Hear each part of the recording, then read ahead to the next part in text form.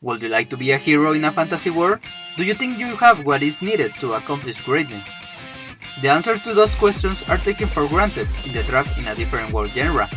But what will actually happen if someone with a hikikomori lifestyle tried to follow these kind of ideals? That may be a slightly different story, and this is the pick in the 25 episode series, ReZero, Kara Hajimeru Isekai Sekatsu, or Starting Life in Another World. Natsuki Subaru is like every other teenager, with a distinct appreciation to love and heroism. So when he's transported to a fantasy world, his excitement goes up, and automatically embraces his new destiny. By far, this is the most cliché plot from recent years, a trend popularized by shows like Sword Art Online, but this doesn't mean this show does not try to distance itself from the shows. And in some aspects, it does, but in others, don't. The story of the show is about a kingdom whose king recently died, so the country is in the process of selecting a new one.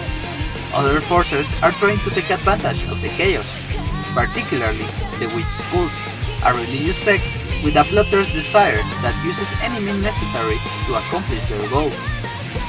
Subaru enters this world with a genre-savvy attitude, and believes himself as the main hero, the one granted a set of powers to save the world. Soon, he realizes he's not completely right, since he does have a unique power no one else has, called Shinimodori or Return by Death, but the amount of pressure and effort required to become successful is far greater than he expected. This slowly becomes an overwhelming task, capable to drive anyone into madness. A lot of shonen fans believe they deserve the status of war hero. The hikikomori and neat lifestyle reassure this kind of thinking with a constant exposition of noble values, like courage and hope. And this is necessary as a way to boost morale, but we also need things that push us back to reality, so we can have a balanced perception that helps others. Sometimes it's comforting to believe we have the will to change the world, but the only thing we're lacking is the power to do so. This may not be the reality of ourselves. He has the ability to return to a point in the past after being killed. As the series explains, it is like a checkpoint that, whenever a game over is reached, he will restart in the most recent save state. This is also a trope well explored in other shows, like Steins and All You Need Is Skill, in which the main character needs to learn about his mistakes and slowly untangle the mystery at hand. The slight difference is that those stories gave a particular objective, while ReZero continues and gives each arc a repetition factor. Dying is not a trivial thing, and the amount of damage this could take in someone's life is nothing but that. As its predecessors, he needs to come in terms with his ability. Unfortunately, he takes a while to do it, and he does not completely engage with the ability. Unlike those two examples, the return to death aspect is explored in the long term, making Subaru go up and down as the plot goes on. This is both a strength and a weakness, since he seems weaker for not wanting to exploit this ability, making him somewhat relatable, but it also comes off with some of the traditional shonen elements and the resolutions of the show. The main protagonist comes in contact with a silver-haired woman, Emilia, that saves him from a group of bandits, so he takes the resolve to help her in everything he can. This establishes a traditional main heroine as the love interest, a really common trope. The creators made her a stereotypical role, being innocent, cute, good-hearted, and an emotional support for the main character. At first glance, nothing really remarkable. Her whole objective is to represent an object of affection, but this is also both justified and exploited in a sense. In one hand, the position of Subaru to always help her feels like an obsession at times, and, in the other hand, her traits are justified through the series due to her past and the life she had until that point.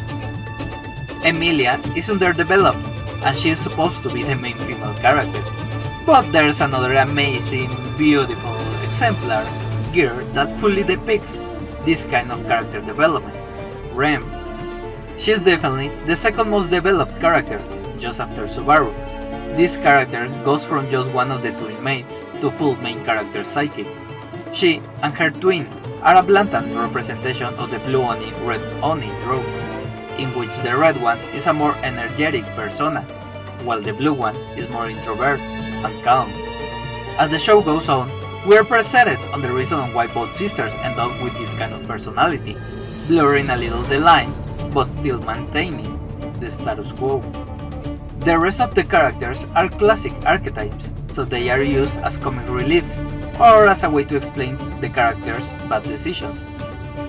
They all serve a purpose, make Subaru better, but sometimes the way they do it is more aggressive and demoralizing than in other shows. Most of the villains are purely evil. They are sometimes interesting and funny to watch, but their motivations are non-existent, making them feel flat and just as a way to kill Subaru. Speaking about the constant repetition of situations, this is something mostly used to make the character grow, but in this case the reasoning behind it feels as a way to introduce new elements, while keeping the audience engaged in the mystery at hand. This is my main problem with the series, because the puzzles behind it are decent at best, and the changes of events in each iteration feel somewhat unconnected, as those changes are forced in favor of the plot, instead of naturally happening.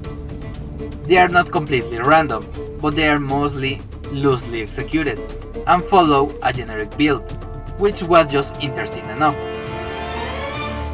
Now, in the aesthetics department, the show also goes risky at times, and safe in others. The characters' design are excellent at hitting their mark, and that mark is being cute, sexy, or just weird. There's nothing wrong with that, but don't expect an intricate meaning behind them, and, as I previously said, the color code goes extremely simplistic. For me, the part that actually intrigued me the most was the use of expressions in the show. First, Crazy Eye Subaru. I love the way his expressions are managed. When he's angry, the lines around his eyes deform and he frowns in an unpleasant way. Eyes are one of the main ways the show illustrates his state of mind. This is a curious aspect since he is often recalled as having an intense side. In contrast with that, there is a recurrent reverse shot in the series which focuses on the mouth. There are moments when Subaru's words cause a reaction in the characters, and the camera shows how their mouth forms the emotions they are feeling because of that. On a side note, this is why I like so much the last shot of the show. Most of the animation is really fluent, and I never found myself disliking a particular shot onto the animation, since they all are impressively arranged, whenever they're just characters speaking or showing the world to the viewer. The same goes for action, and from the first fights to the last ones, you actually follow the impressive feats of the characters, feeling the battle aspect of this kind of shows. The only aspect I do not like at all was the 3D animation, since it looks really awkward at times and takes the attention away from everything else. Thankfully, this was only used in the first half, but less in the second one. On the music aspect, the score hits some impressive notes. Call of the Witch is the most amazing one. The use of this song as a way to make the audience as uncomfortable as the characters is excellent. Another example goes to Elegy for Rem, definitely one of the best songs, as it perfectly fits the ending of each episode. And some of the other songs, like EMT and Fantasy Club, truly sell the silliness and the heartwarming moments. Also, the voice acting in the show has a wide range of emotions, particularly Subaru, Rem, and Betelgeuse. The first two go from childish and happy to truly desperate, and Betelgeuse is fun to watch just for the amount of insanity in its performance. Whenever Subaru enters in a heated argument, you will feel uncomfortable with it. The raw nature of the screaming goes so authentic you feel bad hearing. The entire show tries to do a deconstruction of the trapped in a different world genre, but never goes the whole way. The second half does it more intensively, which I actually find really interesting, but then it goes back doing some of the usual cliches. As a critique or deconstruction, ReZero fails, but as a series within the genre, trying to push the boundaries of it makes a good work. The way most of the episodes ended was interesting, making the best use of the time. Both the opening and the ending are sometimes ignored in order to extend the narrative of each episode. All this makes the show shine in areas the others don't, and may give future productions new ideas to improve their shows. The most common comparison to this show is Konosuba, since both take different approaches to the genre.